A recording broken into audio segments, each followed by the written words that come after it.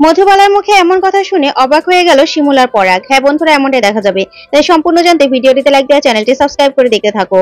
গল্পের শুরুতেই দেখা যাবে সুচরিতা আর শিমুল শীর্ষার বাবা মায়ের সাথে দেখা করতে যায়। তারপরেই সুচরিতা শিমুলকে বলতে থাকে, আজকে না বিপাশাদিও নেই, আজকে আমরা বিপাশাদি থাকলে ভালো হতো, তাদের সাথে ঠিক করে কথা বলতে পারতো, আর আমরা কি যে করবো কে জানে। তখন শিমুল বলে, কেন সুচরিতা দি, শীর্ষা তো ওর বাবা মায়ের ছবি আমাদের পাঠিয়ে দিয়েছে, আমরাই বুঝাবো, আমরাই বুঝিয়ে বলবো, তার সন্তানের প্রতি তাদের তো অবশ্যই বিশ্বাস আছে।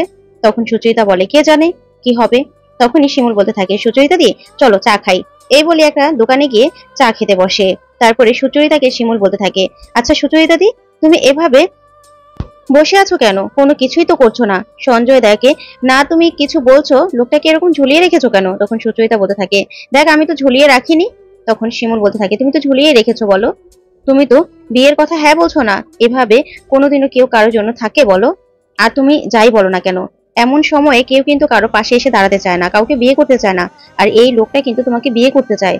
তাহলে তাহলে এই সুযোগটা কেন তুমি হাতছাড়া করবে। তাছাড়া টুইঙ্কেলও তো বড় হয়ে যাচ্ছে, যত দিন যাবে যত বড় হবে ততই সমস্যা বাড়বে।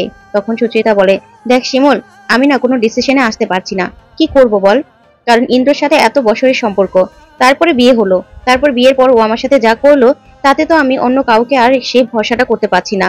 তখন শিমুল বলতে থাকে, সুচরিতা দি, একবার খারাপ হয়েছে বলে যে বারবার খারাপ হবে তেমন কিন্তু নয়, আগে বিয়েটা করেই দেখো না, সবকিছু ঠিক হয়ে যাবে দেখবে।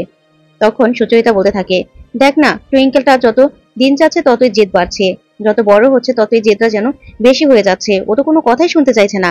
তখন শিমুল বলতে থাকে, সেই জন্য তো তোমাকে বলছি, আরো যত সময় যাবে আরো তো বড় হবে বলো, তখন তো আরো সমস্যার সম্মুখীন তোমাকে হতে হবে।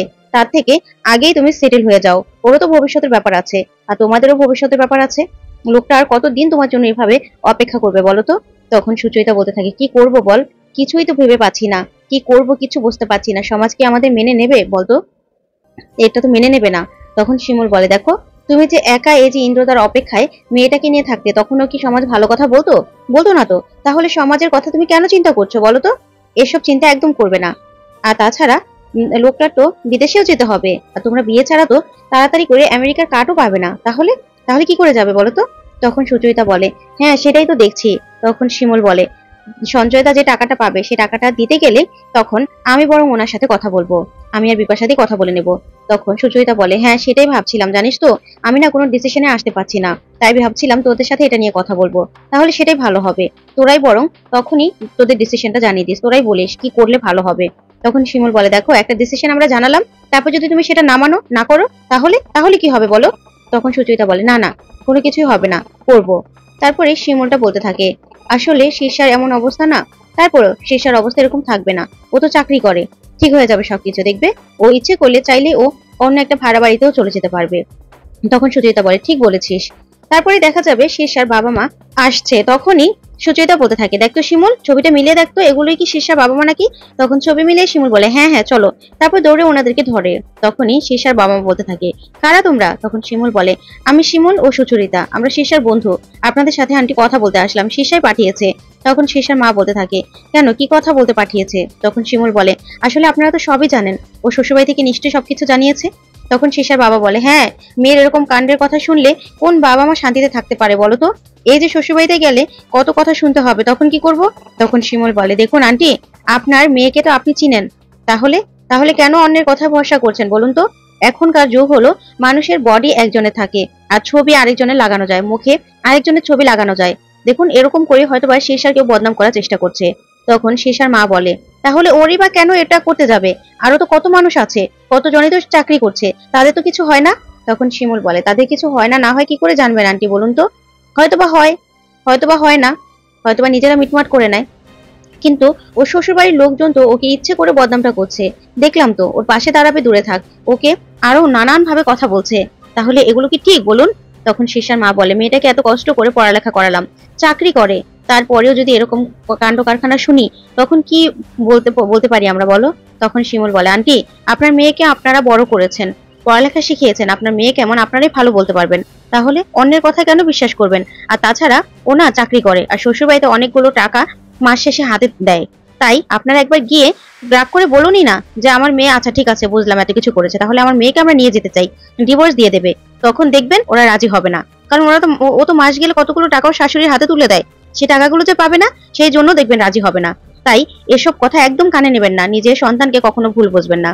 তখনই শীর্ষা মা বলতে থাকে, তোমাদের নিয়েও তো কত সমস্যা বলো, তোমাদেরও তো ও বাড়িতে যাওয়া নিষেধ। তখন শিমুল বলে, দেখুন আমরা পাড়ারই বউ, পাড়ারই মেয়ে, তাহলে আমাদের নিয়ে কিসের সমস্যা? এগুলো ওনাদের, এত সমস্যা থাকলে তো আমাদের কিছু করার নেই। আর আমরা শীর্ষাকে খারাপ পথেও নিয়ে যাইনি যে আমরা আমাদের জন্য শীর্ষা খারাপ হয়ে গেছে। তাহলে কেন অন্যের কথা শুনবেন আন্টি? নিজের মেয়ে, আপনার শীর্ষা না চাকরি করে, ও আমাদের মতো নয়। ও ইচ্ছে করলে ও অন্য কোথাও গিয়ে থাকতে পারবে, শুধু আপনাদের পাশে থাকা দরকার। আপনারা যদি পাশে থাকেন আপনার মেয়ের, তাহলেও সবকিছু করতে পারবে। তারপর ভালো করে বুঝিয়ে দিয়ে শিমুল আর শীর্ষা ওখান থেকে চলে যায়। তারপর বাড়িতে গেলে শিমুল দেখা যাবে দৌড়ে আসে আর মধুবালাকে বলতে থাকে, মা মা শুনো, একটা ভালো খবর আছে। তখন পরাগ বলে, কি ব্যাপার শিমুল, কিসের ভালো খবর? শুধু কি মায়ের জন্যই না আমার জন্য আছে? তখন শিমুল বলতে থাকে, আর তোমাদের সবার জন্য ভালো খবর, জানো তো? তখন মধুবালা বলে, যার সন্তান জেলে থাকে তার কাছে আর ভালো খবর কি হতে পারে বৌমা? এই তো, হ্যাঁ ভালো খবর আছে, এটা হলো ভালো খবর যে পরাগ দিনে দিনে সুস্থ হয়ে যাচ্ছে, ও ডাক্তার দেখাচ্ছি সুস্থ হচ্ছে। তারপরেই আবার দেখা যাবে ভালো খবর হলো তীর্থ সুস্থ হয়ে গেছে, অনেকটাই আগের থেকে অনেক ভালো। আমার, হ্যাঁ আরেকটাও ভালো খবর আছে, আমার একটা বৌমা আছে যে 10 হাতে সব দিক আমার সামনে রাখছে, সব কিছু দেখছে, সে হলো তুমি। তখন শিমুল খুশি হয়ে যায় আর বলে, মা তারপরেও আরেকটা ভালো খবর আছে, জানো তো পলাশ বাড়ি আসছে। যা শুনে মধুবালা চমকে যায় আর বলে, কি বলছো বৌমা, সত্যি কথা? কি করে? তখন শিমুল বলে, অ্যাপ্লিকেশন করেছিলাম যে ওর বোনের বিয়ের জন্য, ওর ছুটির জন্য, দেখলাম যে সেটা ওরা মেনে নিয়েছে আর পলাশকে কিছুদিনের জন্য বাড়িতে পাঠাচ্ছে। তখন একথা শুনে মধুবালা বলতে থাকে, তাহলে তো বৌমা সত্যিই খুব ভালো খবর। তারপরে শিমুল বলতে থাকে, আমি না লয়ারের সাথে কথা বলে রেখেছি, এখন পলাশ যদি সবকিছু ঠিকঠাক করে রাখে তাহলেই কিন্তু প্রতীক্ষা এই বাড়ি থেকে বিদায় হয়ে যাবে। তখন মধুবালা বলতে থাকে, হ্যাঁ হ্যাঁ বৌমা ঠিক বলেছো, ওই মেয়েটা আমার ছেলেটার জীবনটা একদম শেষ করে দিয়েছে, ও নিজের স্বার্থের জন্য আমার ছেলেকে ব্যবহার করেছে, ওকে আমার জীবন, আমার ছেলের জীবনে আমি আর কিছুতেই থাকতে দেবো না। এখন পলাশটা যদি আবার আমাদের কথার খেলাপ না করে। তখন এই কথা বলে মধুবালা শিমুলকে বলতে থাকে, বৌমা একটা কথা বলতাম আমি। তখনই শিমুল বলতে থাকে, বলো মা, তুমি এরকম এরকম করছো কেন, বলো কি বলবে? তখনই মধুবালা বলে ওঠে, আসলে আমি ভাবছিলাম কি, ওই তীর্থ তীর্থ যদি বাড়ি ফিরে যায় তাহলে তো সেই ওর বৌদির ঘাড়ের উপর থাকবে, আর ওর বৌদি কাজ করে খাওয়াবে আর কথা শোনাবে। তাই পুতুল না বলছিল কি, ও যাবে না যাবে না যাবে না বলছিল, বলছিল কি ওর যা নাকি ওকে একদম দেখতে পারে না। তাই আর কি আমি ভাবছিলাম আর কি, তীর্থ আর পুতুল যদি এ বাড়িতেই থাকতো। তখন একথা শুনে অবাক হয়ে যায় শিমুল আর পরাগ। তারপরে শিমুল বলতে থাকে, মা তুমি এটা এরকম করে বলছো কেন? এটা তো ঠিকই বলেছো, আমিও তো চাইছিলাম যে তীর্থ আর পুতুল দিয়ে এ বাড়িতেই থাকবে। তখন পরাগ বলে ওঠে, শিমুল তুমি বুঝে বলছো তো? তখন শিমুল বলে, হ্যাঁ কেন বুঝে বলবো না পরাগ। তখনই পরাগ বলে, আসলে আরো দুজন কিন্তু বেশি বেড়ে গেল, তোমার উপর এতগুলো মানুষ থাকবে, তুমি চালাতে পারবে তো? তোমার মাইনে বা কত? তখন শিমুল বলে, শোনো, 5 জনের পেট চালাতে পারলে আর 2 জনেরটাও চালাতে পারবো, তুমি একদম চিন্তা করো না। তখন মধুবালা বলে, পরাগ তুই কি বলিস বাবা? তখন পরাগ বলে, কি যে বলো না মা, ও আমাদের বড় দিদি, একটা মাত্র দিদি, ও যদি এ বাড়িতে থাকে, আমাদের চোখের সামনে থাকে, তাহলে আমাদের কি কোনো সমস্যা হবে বলো? কোনো সমস্যা হবে না, ওরা এ বাড়িতে থাকুক। তখন এ কথা শুনে মধুবালা খুশি হয়ে যায়। তারপরে শিমুল বলে ওঠে, মা এবার না পলাশ আসলে পলাশ আর পরাগ দুজন মিলে ব্যবসা শুরু করবে, ঠিক আছে? তোমরা না একটা খাবারের দোকান খুলবে, সেটাতেই ভালো হবে। তখন মধুবালা বলে ওঠে, তাহলে বৌমা খাবার না আমিও বানিয়ে দেবো, বুঝেছো? আমার হাতের খাবার তো সবাই বলে খুব ভালো, তাই বলছিলাম আর কি। তখন শিমুল বলতে থাকে, মা তোমার এই বয়স, এই বয়সে তুমি রেস্টে থাকবে তা না, কি কাজ করতে চাইছো? তখন মধুবালা বলে, বৌমা এভাবে বসে থাকলে আমার আরো রোগে ধরে যাবে, তার থেকে কাজ করলেই ভালো লাগবে, আমি মিষ্টি টিষ্টি বানিয়ে দেবো, আমার খাবারও ভালো চলবে, বুঝেছো? তখন শিমুল বলে, আচ্ছা ঠিক আছে, তোমার যা ভালো মনে হয় তাই করবে। তখন পরাগ বলে, ঠিকই বলেছে মা, কারণ মা বসে থাকলে মা রোগ হয়ে যাবে, তার থেকে এমনিতেই ভালো আছে।